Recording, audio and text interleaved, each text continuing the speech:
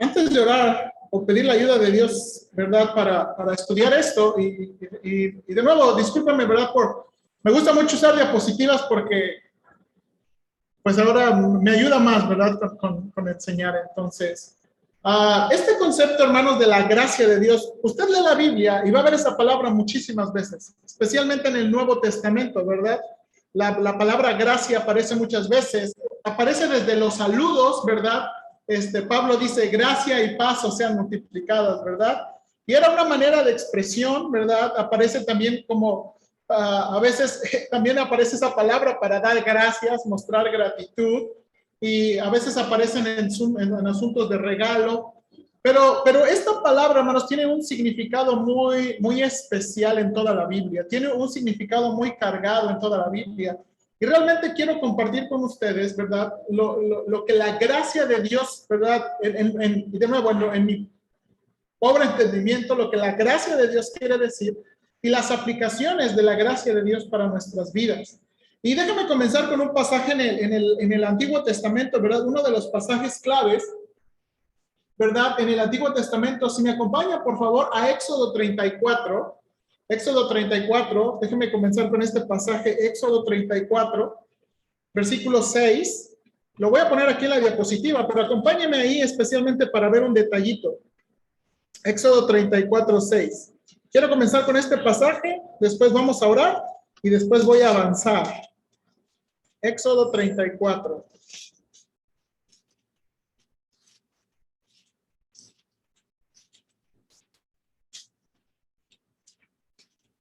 Éxodo 34, 6, hijo.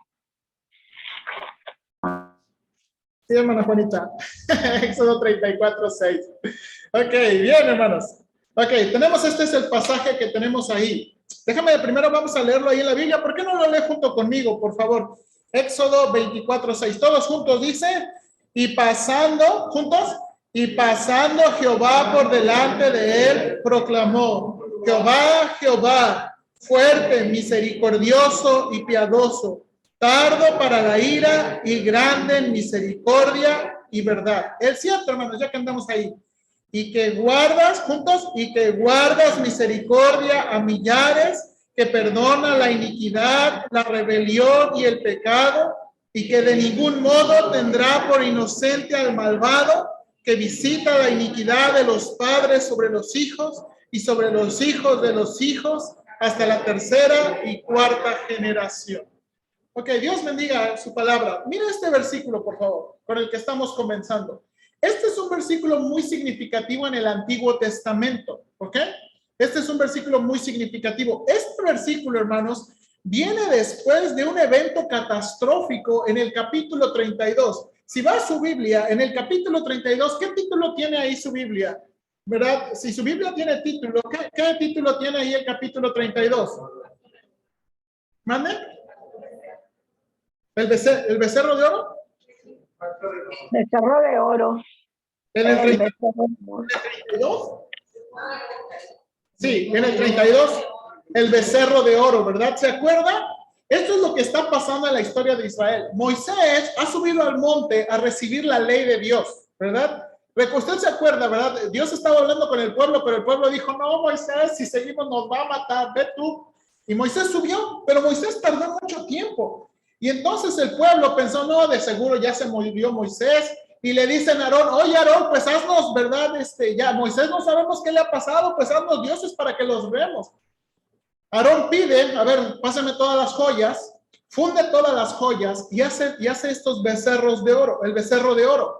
Ahora, esto es interesante, hermanos, de nuevo. Cuando Aarón hace el becerro de oro, Aarón no está desviando al pueblo a la idolatría, no les está presentando otro Dios, ¿ok? Eso que quede claro. Aarón no les está presentando otro Dios, les está diciendo, este becerro es Jehová. Les está diciendo, este es el Dios de nuestros padres, este es Jehová. Y entonces, hermanos, el pueblo empieza, ¿verdad?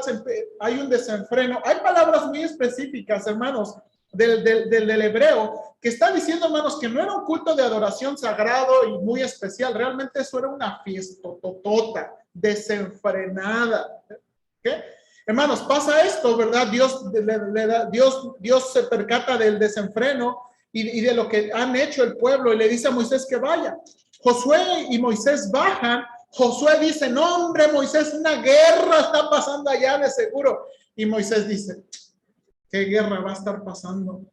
Hay una fiesta, ¿verdad? Y cuando Moisés baja, ve todo el desenfreno que el pueblo estaba realizando. Ahora, hermanos, esto es muy especial, ¿verdad? Dios le dice a Moisés, Moisés, quítate, ¿verdad? Y perdónenme si yo tengo mucho esta imagen, ¿verdad? Si yo me imaginara, yo pienso que Dios le está diciendo, Moisés, quítate porque los voy a aniquilar, les voy a poner ahora, tú quítate. Moisés es más, mira, de tu familia voy a sacar a otro pueblo. Todos estos, mira, si entregados, dice, ¿cómo es posible, verdad?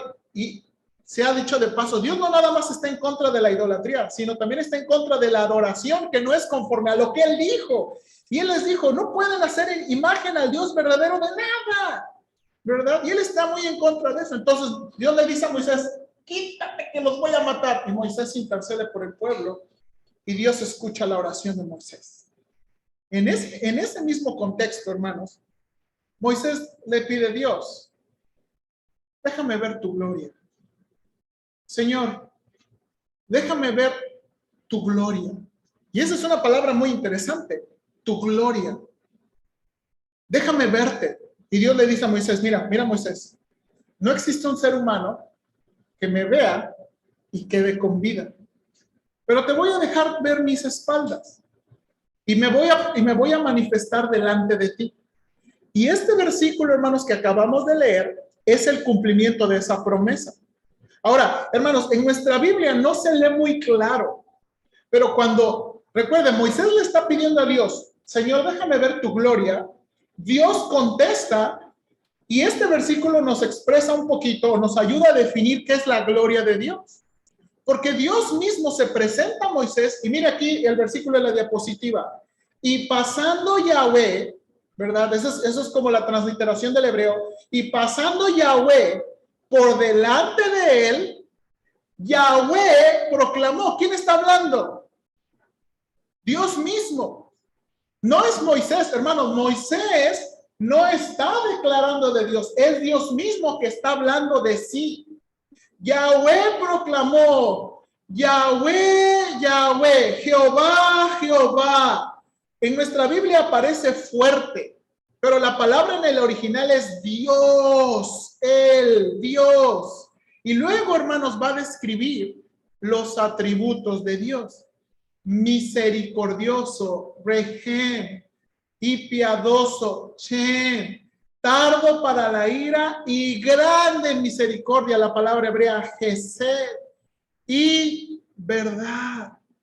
Hermanos, cuando Moisés le pidió, Señor, enséñame tu gloria, Dios le que está contestando, porque su gloria, hermanos, la gloria de Dios consiste en la manifestación de sus atributos. Hermanos, cuando hablamos de la gloria de Dios, estamos hablando de la manifestación hermanos, de sus atributos, que Dios revela, muestra sus atributos. Ahora, hermanos, miren los atributos que Dios está describiendo de sí mismo. Ahora, ¿por qué le conté toda la historia? Porque, hermanos, Dios no es como nosotros, ¿verdad? A nosotros nos dura el coraje más que un día, ¿verdad? ¿Sí o no? Si somos muy honestos. Y uno pensaría, no, de seguro Dios todavía seguía bien enojado con ellos. No, de seguro el Señor les quería cortar la cabeza. Pero mire este asunto. Cuando Dios expresa de sí mismo y nos habla de sus atributos, mire cómo habla. Dice primero, Dios misericordioso. Esa palabra, hermanos, la palabra rehem del hebreo, habla, hermanos, es muy ilustrativa porque habla de una mujer embarazada y el sentimiento que tiene una mujer embarazada hacia su bebé, ¿verdad? Y usted ha visto, ¿verdad? Yo lo he visto que ¿verdad? Y no nada más las mujeres embarazadas, sino también todos los demás, ¡ay, qué bonita pancita! Es ese cariño, ¿verdad? Ese aprecio, hermanos. Y no sé cómo más describirlo. Eso es lo que describe esta palabra misericordioso. A veces se traduce compasión. Entonces, Dios está hablando, Él es misericordioso. Él es piadoso. Esta es la palabra, hermanos, que el hebreo utiliza para gracia. En la versión en inglés, este versículo dice, y Dios lleno de gracia. Lleno de gracia. Y esa es la palabra que va a traducirse en Reina Valera, piadoso. Hermanos, cuando la Biblia habla de que Dios es piadoso, habla de su afecto, de su voluntad, de cómo Él nos ve. Luego, tardo para la ira. Hermanos, esta palabra, no hay más explicación. Dios no es de los que se enoja rápidamente. Él es tardo para la ira. Y grande en misericordia. Ahora, sí vio que Reina Valera utiliza 2 veces la palabra misericordioso, pero en el hebreo es diferente. La segunda palabra misericordia es la palabra gesed. Y eso, hermanos, la palabra gesed habla de amor leal. Habla, hermanos, de fidelidad. Habla de compromiso. ¿Ok? Y luego dice, y grande en misericordia, Dios es grande en amor leal, y también Dios es grande en verdad, lo que es verdadero, lo que existe en contra de lo que es falso, ficticio, ¿verdad? Mentira. Hermanos, este versículo nos debe ayudar para pensar que en medio de una catástrofe, hermanos, en medio de una catástrofe como la que vemos en Génesis capítulo 32, en medio de la desviación más grande que el pueblo pudo tener, Dios es un Dios misericordioso, piadoso, tardo para la ira, grande en misericordia y verdad. En otras palabras, Dios es un Dios bueno. Hermanos, este versículo me impresiona mucho, porque cuando Dios pudiera verlos con ojos de odio, ¿sí o no? Cuando Dios pudiera verlos con ojos de odio, de ustedes me fallaron, ustedes me decepcionaron, yo hice tanto por ustedes y nada más los dejan tantito un rato y se desvían. Y Dios pudiendo verlos con ojos de odio, los ve de una manera diferente. Es más, hermanos, Dios pudiendo decir, yo soy el Dios justo y yo soy el Dios que castigo, se presenta de una manera muy diferente. Y ese es el punto, hermanos, de lo que estábamos estudiando. Déjame de nuevo resumirlo. Hermanos, por los muchos pasajes que vimos la otra vez y por este pasaje, la gracia de Dios, hermanos, se puede entender como su disposición bondadosa constante de ayudar en múltiples maneras y brindar la asistencia necesaria para una persona necesitada en aflicción, en prueba o alguna tarea. Hermanos, por favor, piense, cuando usted piense en la gracia de Dios, piense en la actitud, la disposición de Dios. Piense, cuando usted piense en la gracia de Dios, piense en él, en los ojos con que Dios lo ve. Y hermanos, cuando Dios lo ve a usted, Dios lo ve con gracia. Cuando Dios me ve a mí, Dios me ve con gracia. Y es esa disposición bondadosa constante de ¿qué? Ayudar. Hermanos, estudiando y meditando y pensando, yo creo que puedo llegar a decir, hermanos, que no existen casos perdidos para Dios. Hermanos, Dios nunca se rinde con nadie y con nada. Hermanos, Dios nunca se rinde con nadie y con nada. ¿Por qué? Porque es un Dios lleno de gracia. Lleno de gracia. Y vamos a estudiar, ¿verdad? Ahora los puntos más prácticos de la gracia. Vamos a orar, por favor. Señor, muchas gracias por todo lo que la Biblia enseña de ti. Dijimos hace una semana, Señor, cuando estábamos estudiando más detalladamente los versículos que nos llevaban a esta conclusión, que en verdad cuánto necesitamos tener los pensamientos de la Biblia en nuestros propios pensamientos.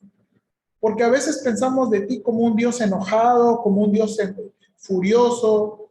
Es más, a veces, Señor, pensamos de ti como un Dios interesado, que ni te importamos.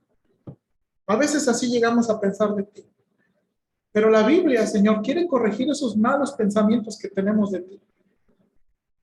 Sí es cierto que tú no te agradas del pecado y que el pecado te desagrada y te enoja. Pero una cosa es eso y otra cosa es cómo nos miras constantemente.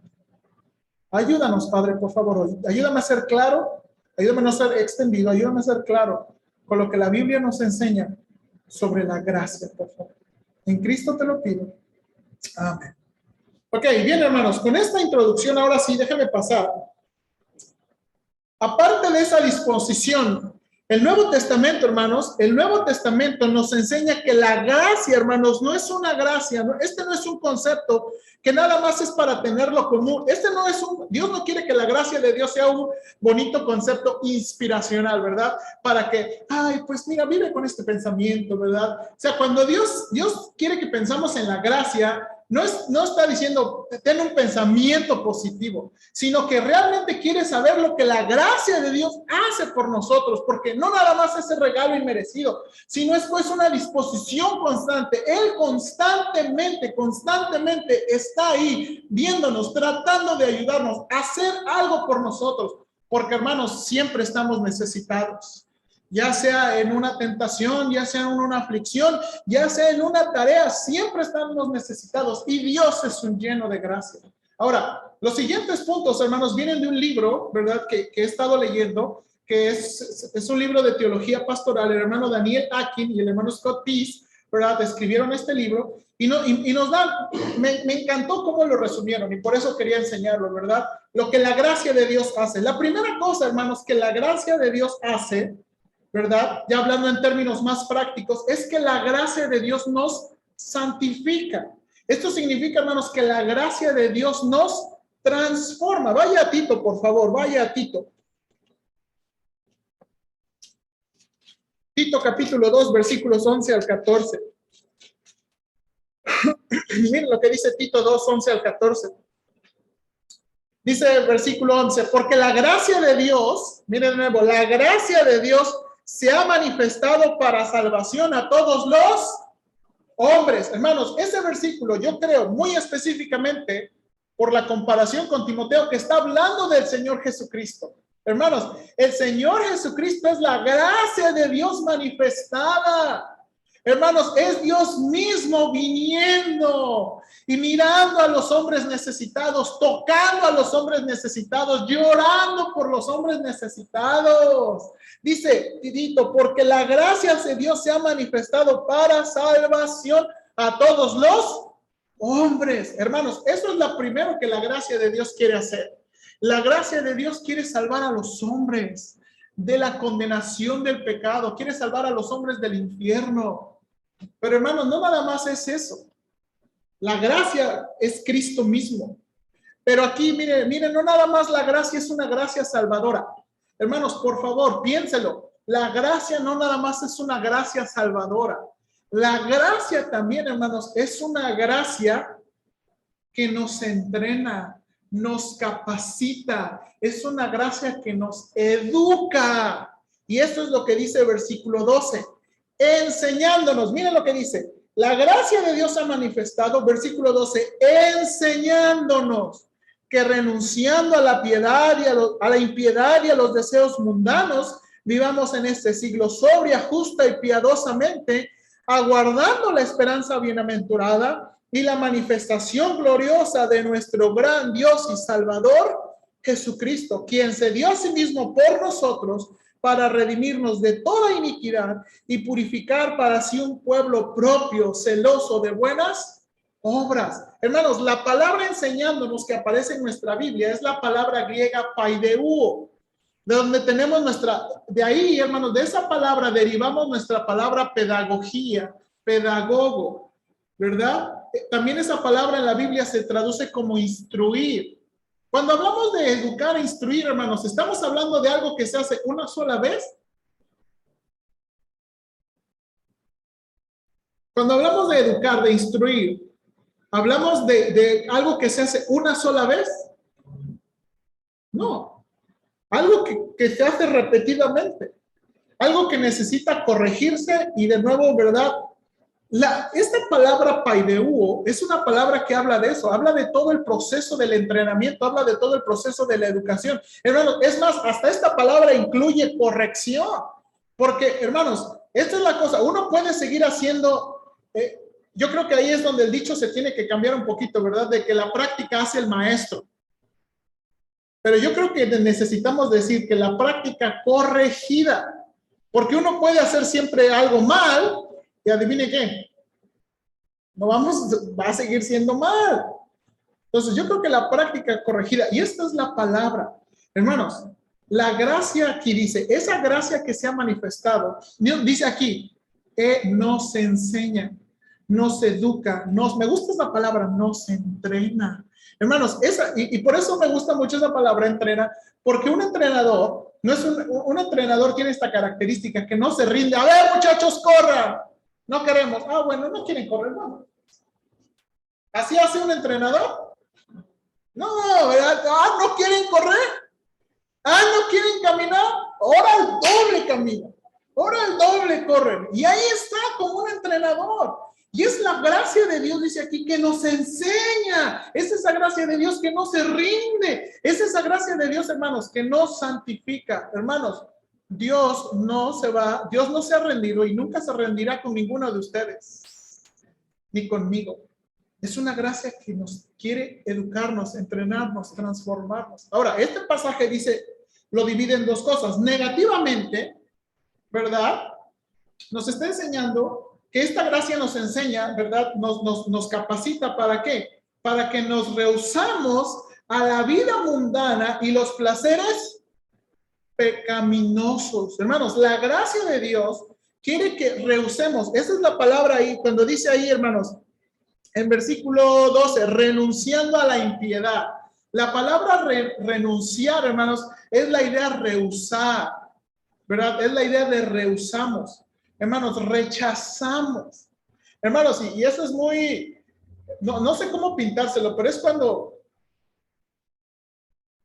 usted ya está lleno y le ofrecen un último taquito. Y usted sabe que ese taquito ya está lleno. Y usted dice con todo el dolor de su corazón, no, gracias. Usted lo quiere. Usted sabe que lo quiere, pero no le hace bien. Y usted dice, no, gracias. Rehusamos. Y aquí lo que Pablo está escribiendo es, esa gracia nos entrena, hermanos, ¿a qué? A rehusarnos a la vida, ¿qué? Mundana y los placeres pecaminosos. Ahora, hermanos, cuando Pablo está diciendo esto, no hay que malinterpretar a Pablo. Muchos malinterpretan a Pablo. De seguro Pablo quería que viviéramos en un monasterio, ¿verdad? Así, sin hacer nada, sin tele, sin... No, hermano, no. No hay que malinterpretar a Pablo. No hay que malinterpretar a Dios. Hermanos, Dios no está en contra de la comodidad, ¿verdad? Dios no está en contra de tener un sillón, ¿verdad? De tener ciertas cosas. Lo que está aquí describiendo, las palabras que está utilizando Pablo aquí, tienen que ver con algo malo en cuanto a moralidad, algo que va en contra de los estándares de Dios, algo que va en contra, ¿verdad?, de lo que Dios ha establecido.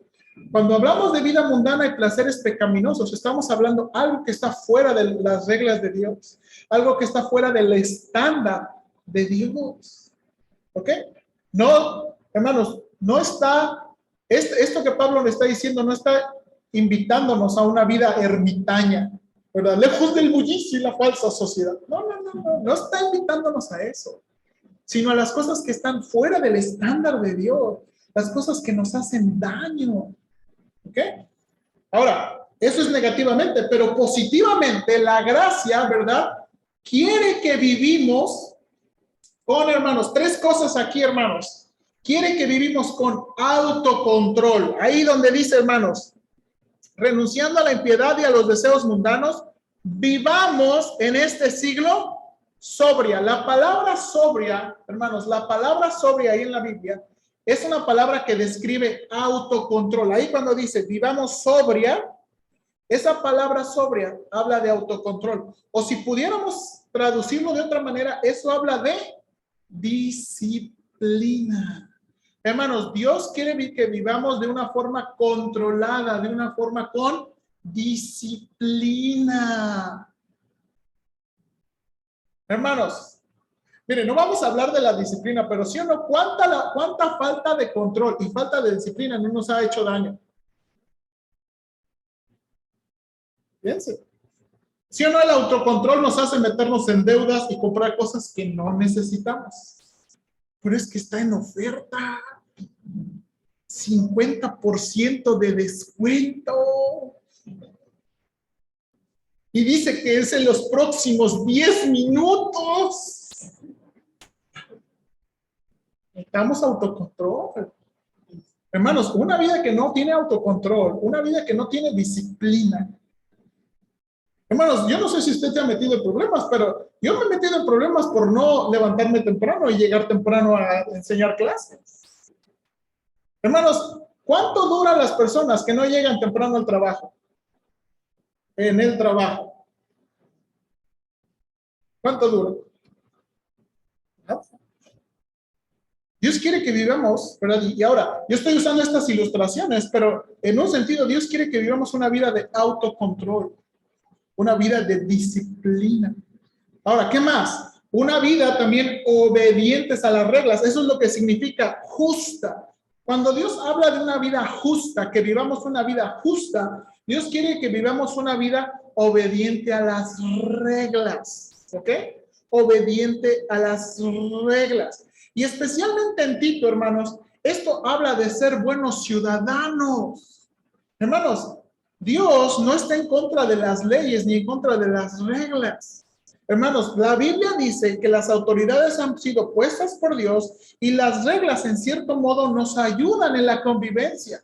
Entonces, Dios quiere, hermanos, que seamos obedientes a las reglas. Y esta es la cosa, vivimos en un mundo, hermanos, donde tenemos una doble moral, ¿verdad? Si aquel se pasó el alto, infracciónenlo. ¡Mira qué loco! Pero si yo me pasé el alto, por favor, ya no lo voy a volver a hacer, se lo ruego, señor policía. Y vivimos en una doble moral, ¿verdad? Queremos que enjuicien a otros, pero cuando nos toca a nosotros, no, a mí no, tenme paciencia. No, esa es la cosa que no. Y esa es la cosa que Dios quiere, ¿verdad? Que vivamos obedientes a las reglas, siendo buenos ciudadanos. Y luego dice aquí, sobria, justa y piadosamente.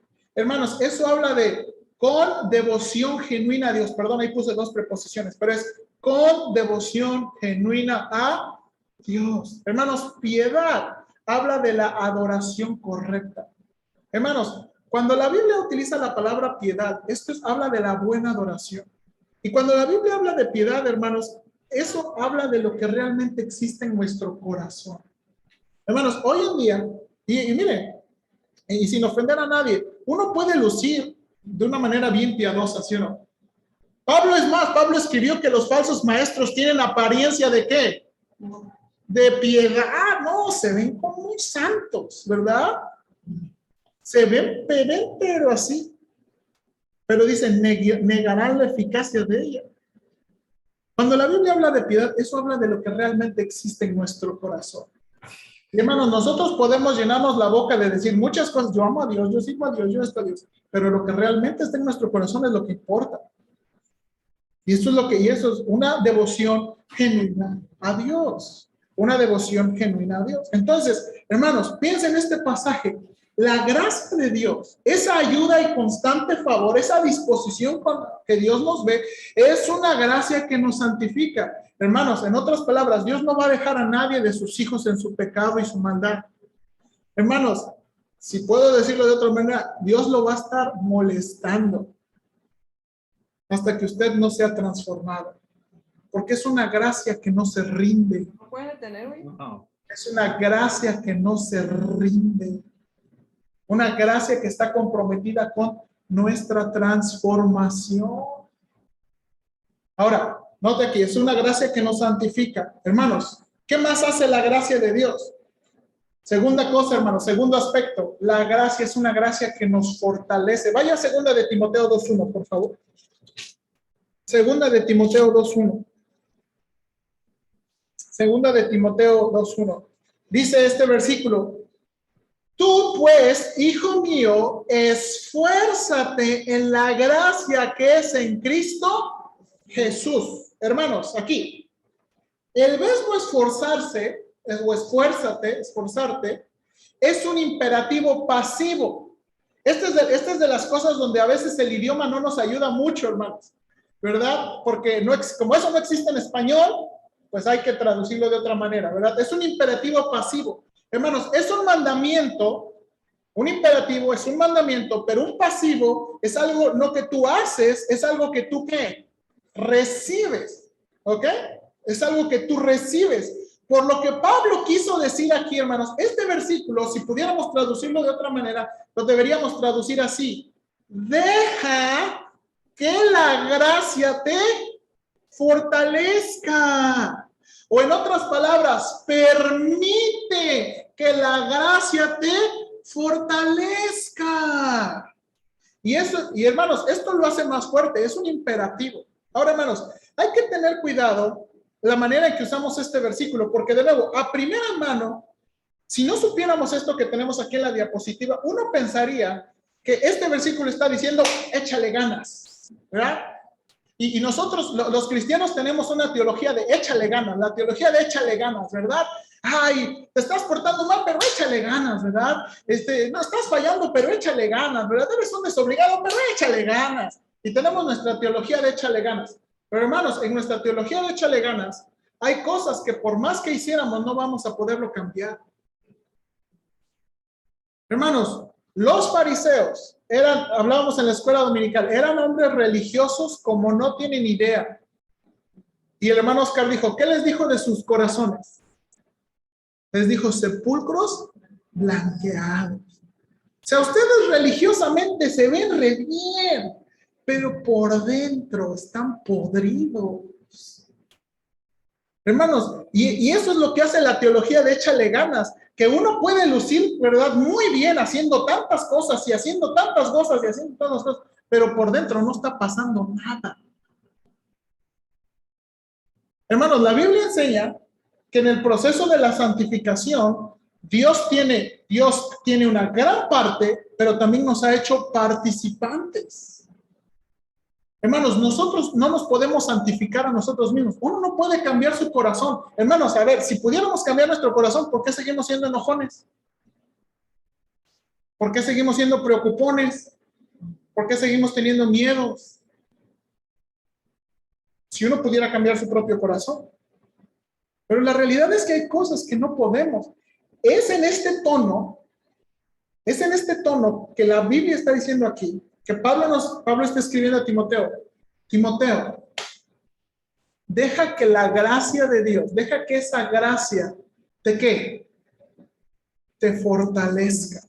Ahora, hermanos, aquí Pablo le está diciendo esto, y los siguientes versículos que tiene es en una gran tarea que Timoteo tiene. Timoteo tiene la tarea, hermanos, de entrenar a otros pastores, de servir como un pastor joven en el ministerio. Y todos los versículos que siguen lo van a decir. Pero es interesante, hermanos, que vaya a Efesios 6:18. Es interesante que la misma expresión se utiliza aquí, en el versículo 18, Efesios 6:18.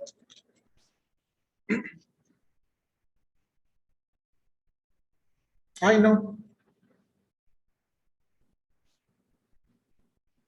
Me equivoqué, hermanos. Es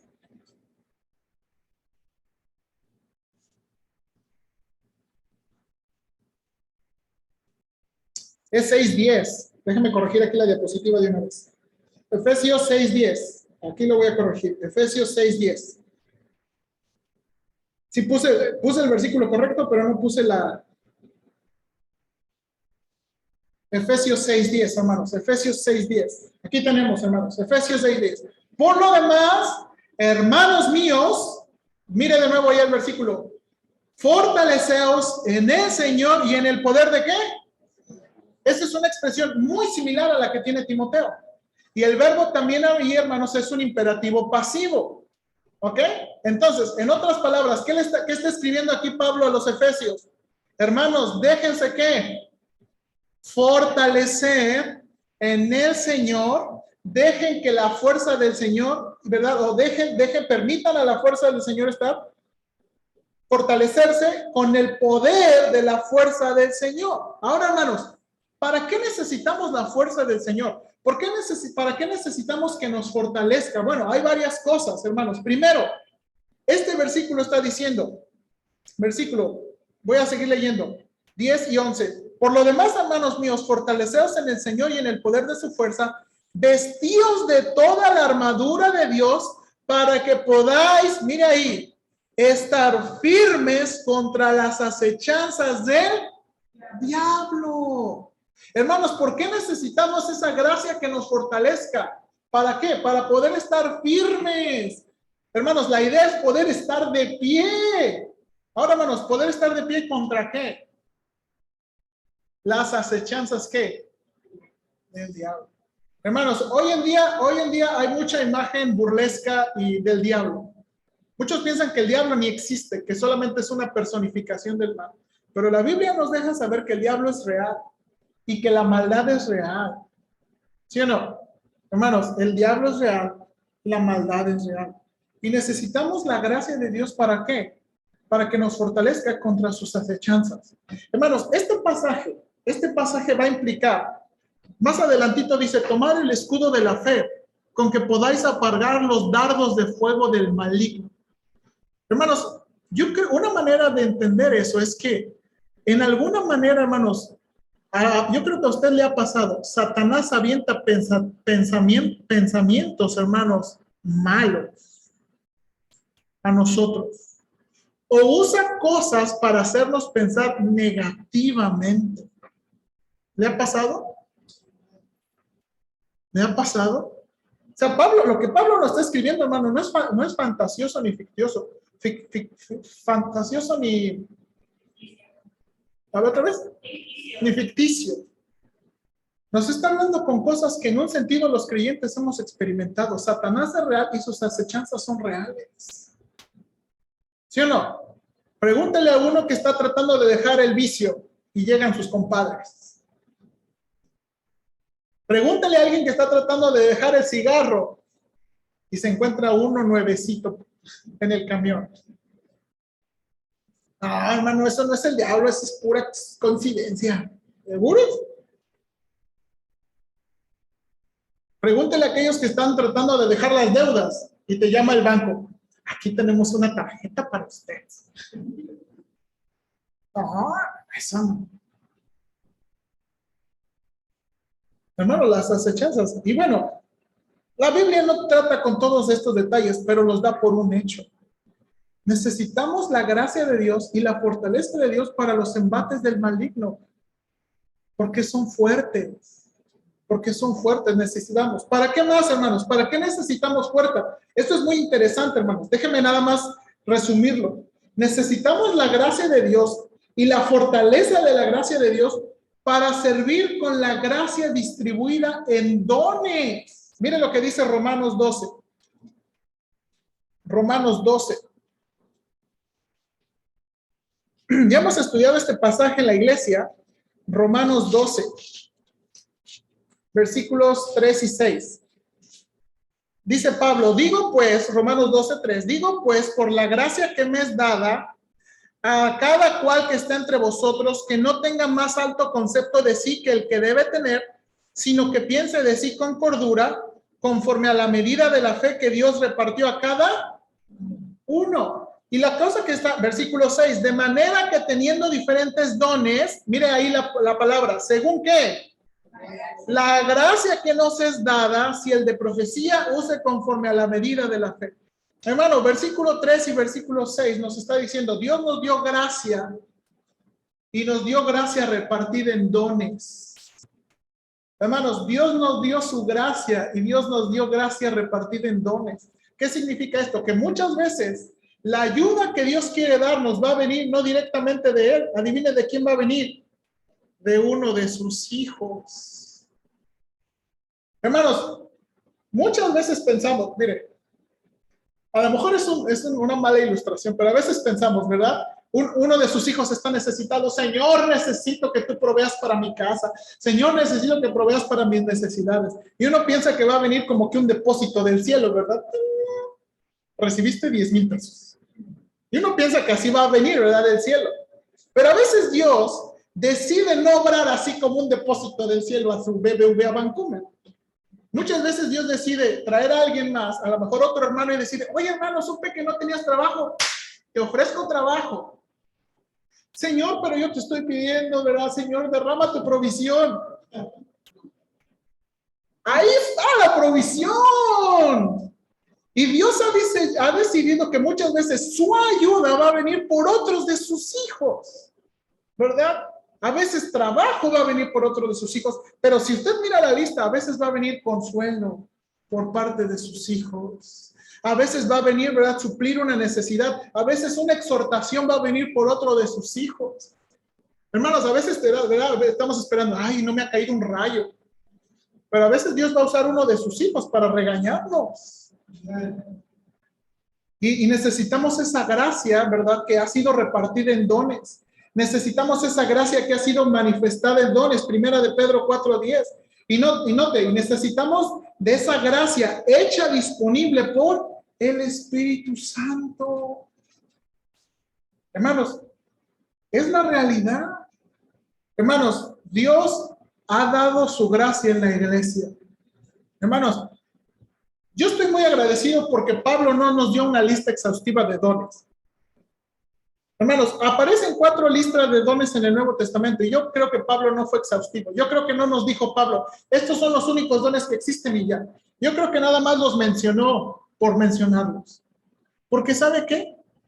Dios nos ha dado ciertas habilidades. ¿Y saben para qué Dios nos ha dado nuestras habilidades? Para servirlo a Él. Los puritanos decían esto, hermanos. Los puritanos creían esto. Servimos a Dios. El servicio a Dios es por el servicio al hombre.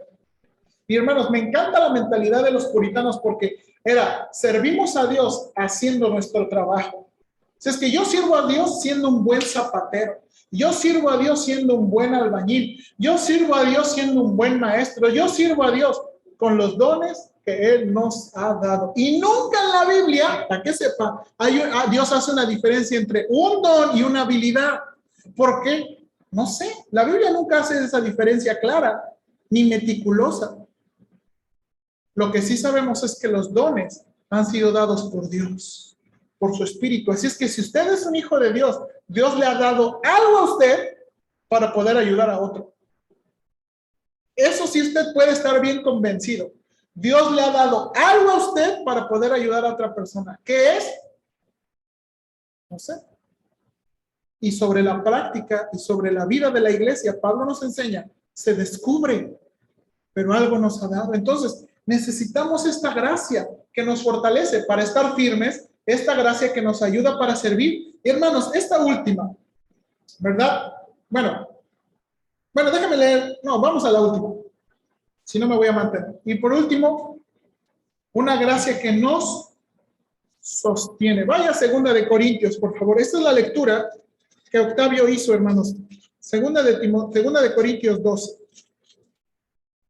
Hermanos, la gracia de Dios es una gracia que nos transforma.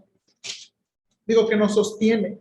Perdón, que nos transforma, que nos fortalece, que nos sostiene. Miren lo que dice Pablo en 2 de Corintios 7 al 10. Dice Pablo, y para que la grandeza de las revelaciones no me exaltase desmedidamente, me fue dado un amiguijón en mi carne, un mensajero de Satanás que me abofetee para que no me enaltezca sobremanera, respecto a lo cual 3 veces he rogado al Señor que lo quite de mí. Hermanos, Pablo está describiendo aquí, hermanos, algo Dios hizo en la vida de Pablo. Hermanos, Dios algo hizo en la vida de Pablo que le dio un problema. Algunos piensan que era un asunto espiritual por lo que dice un mensajero de Satanás. Algunos piensan, hermanos, que Dios le dio a Pablo, note aquí, Dios le dio a Pablo una enfermedad. ¿verdad? En Gálatas leemos que los Gálatas le querían dar, dice, ustedes Gálatas me hubieran querido dar sus ojos. Algunos piensan que cuando Pablo fue salvo y ese resplandor del Señor le dio un problema, hermanos, en los ojos a Pablo, que lo hizo siempre batallar. Hermanos, la realidad no sabemos qué es, pero sabemos que no era algo que Pablo le gustaba.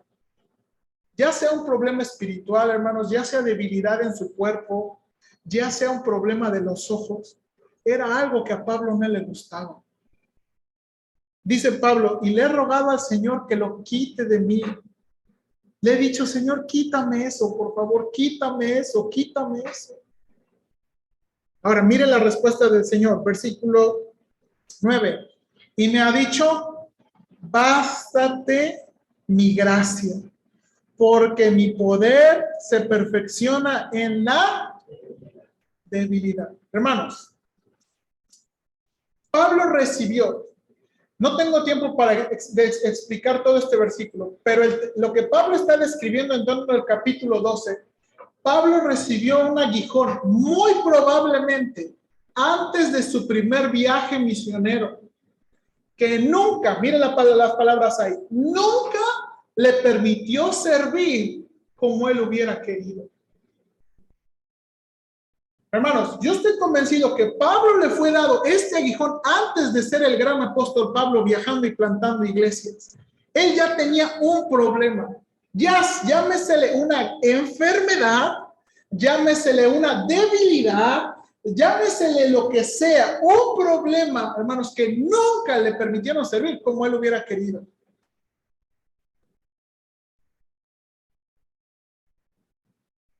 Y entonces, vemos aquí, él le rogó al Señor que se lo quitara. Y el Señor sí le contestó, no como Pablo quiso, sino como era ¿qué? Mejor.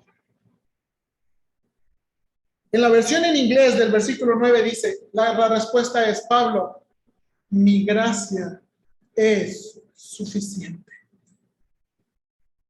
Hermanos, ¿qué hace la gracia de Dios? La gracia sana nuestras heridas. Mira el versículo 9. Y me ha dicho, bástate mi gracia, porque mi poder se perfecciona en la debilidad. Por tanto, de buena gana más bien en mis, para que repose sobre mí el poder.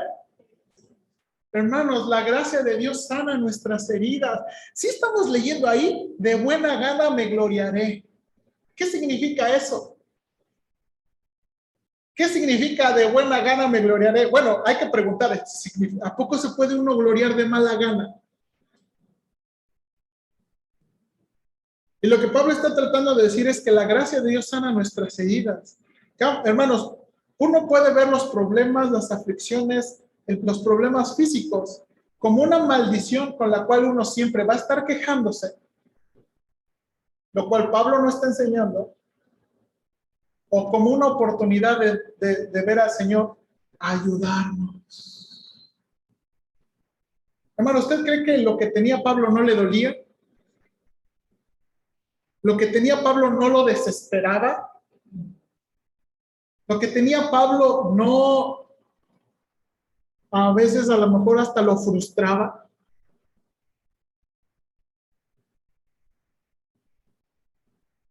Pero la gracia de Dios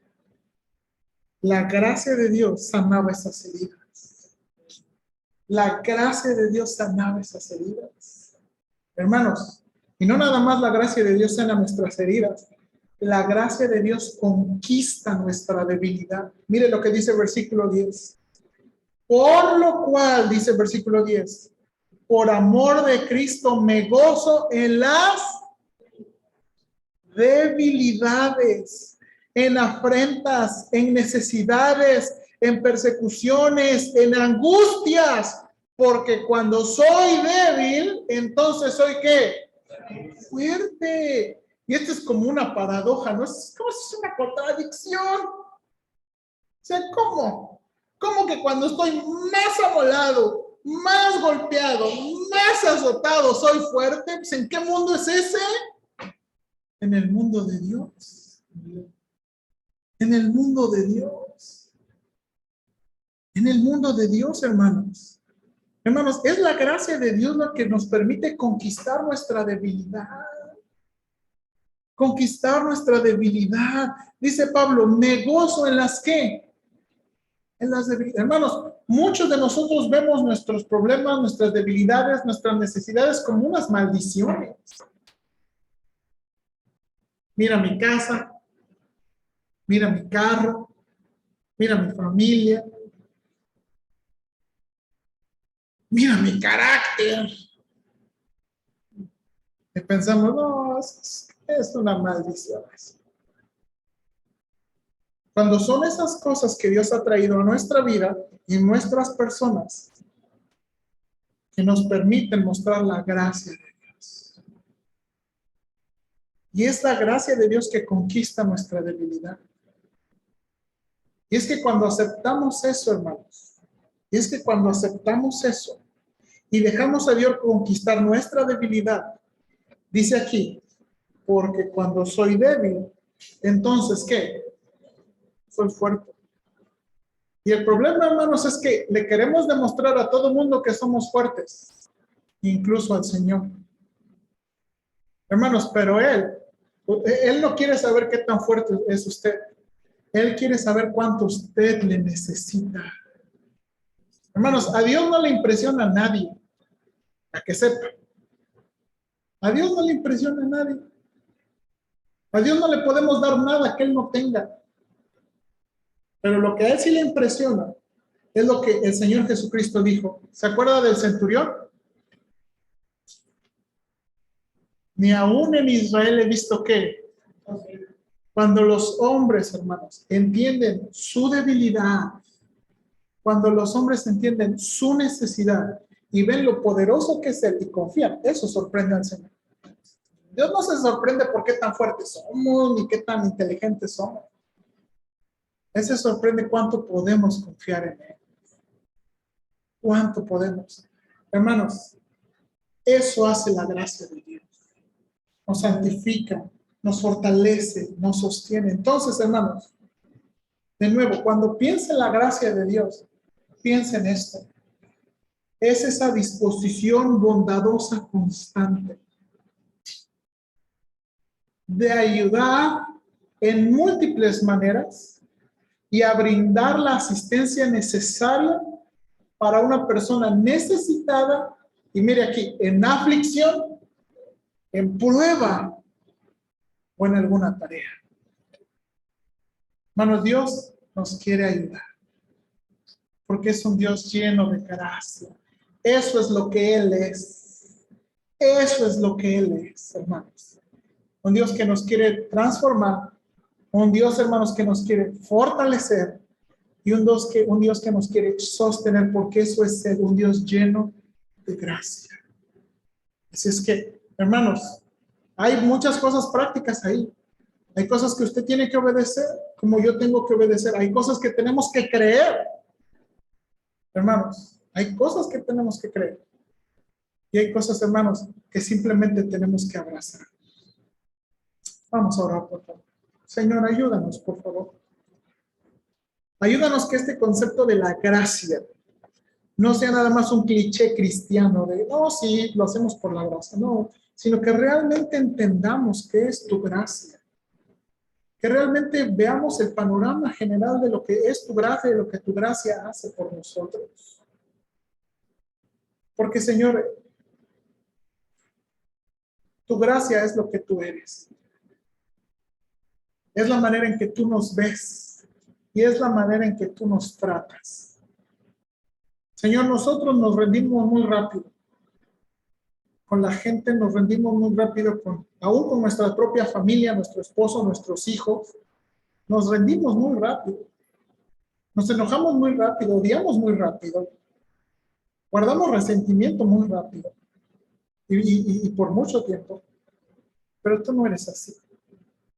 Ayúdanos de nuevo a pensar correctamente de ti, correctamente de la gracia. Está disponible. Tu ayuda está disponible, tu persona está disponible en muchas maneras.